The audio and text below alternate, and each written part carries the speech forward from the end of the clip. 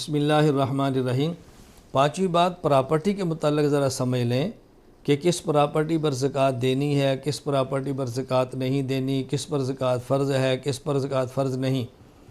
اگر کسی شخص نے زمین خریدی زراعت کے لیے اس پر زکوٰۃ نہیں ہے۔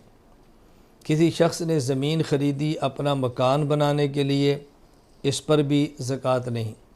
کسی شخص نے مکان خریدا رہنے کے لیے، اس پر بھی زکوٰۃ نہیں۔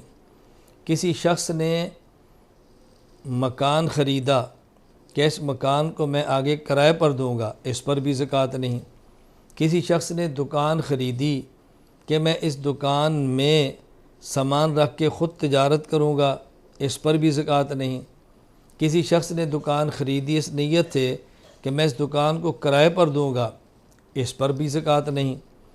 زکوٰۃ اس وقت آئے گی جب آدمی زمین خریدے بیچنے کی نیت سے اور پھر وہ نیت برقرار بھی رہے، مکان خریدے بیچنے کی نیت سے اور وہ نیت برقرار بھی رہے، دکان خریدی ہو بیچنے کی نیت سے پھر وہ نیت برقرار بھی رہے۔ کیا مطلب؟ اگر زمین خریدی ہے بیچنے کی نیت سے، بعد میں نیت تبدیل ہو گئی اور یہ نیت کر لی کہ زمین پر ہم اپنا باغ لگائیں گے، زراعت کریں گے، ذاتی استعمال میں رکھیں گے۔ مکان خریدا تھا، فروخت کرنے کی نیت بدل گئی، میں اس میں اپنے بیٹے کو رکھوں گا، اپنی بیٹی کو دوں گا، یا میں اس کو اپنے استعمال میں رکھوں گا، اب بھی زکوٰۃ نہیں ہوگی۔ اگر دکان خریدی ہے بیچنے کے لیے، نیت تبدیل ہو گئی کہ میں اس کو فروخت نہیں کروں گا، اس کو کرائے پر دوں گا، میں فروخت نہیں کروں گا بلکہ اس دکان پہ سامان رکھ کے خود تجارت کروں گا، اب بھی اس کے اوپر کوئی زکوٰۃ نہیں۔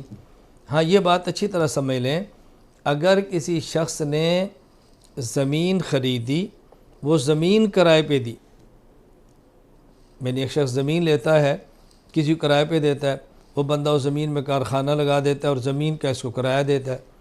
اسی طرح کسی شخص نے دکان خریدی اور دکان کرائے پہ دی، یا دکان بنائی اور کرائے پہ دے دی، مکان بنایا اور کرائے پر دے دیا، زمین کرائے پہ دی، مکان کرائے پہ دیا، دکان کرائے پہ دی، کسی کے پاس اپنی ذاتی بس ہے، کسی کو کرائے پہ دی، اپنی ذاتی کار ہے وہ کرائے پہ دی، یہ مال تجارت نہیں، اس پر زکوٰۃ نہیں۔ ہاں، اس کا جو ماہانہ کرایہ وصول ہوگا یا جو سالانہ کرایہ وصول ہوگا، یا جو بھی ترتیب ہو کرائے کی، تو وہ کرایہ اس کے پاس پیسہ ہوگا، اس پیسے کو وہ جو تاریخ اس نے اپنی متعین کی ہے زکوٰۃ ادا کرنے کے لیے، اس وقت اگر یہ موجود ہوگا تو دوسرے سرمایہ کے ساتھ جمع کر دیا جائے گا اور مجموعہ جو سرمایہ کا ہوگا اس پر زکوٰۃ آ جائے گی۔ اور اگر پہلے خرچ ہو گیا اور سال کے آخر تک نہ بچا تو اس پر زکوٰۃ نہیں ہے۔ تو خلاصہ کیا ہے؟ کوئی اپنی رہائش کے لیے، استعمال کے لیے جائیداد خریدے، زکوٰۃ نہیں ہے۔ اگر جائیداد خریدے اور کرائے پر دے تو اس جائیداد پر زکوٰۃ نہیں ہے۔ وہ کرایہ ایسے ہے جیسے اور پیسے آپ کے پاس ہے، یہ بھی آپ کے پاس پیسہ ہے، اس پیسے کو حساب کریں اور باقی نصاب کے ساتھ جمع کر لیں۔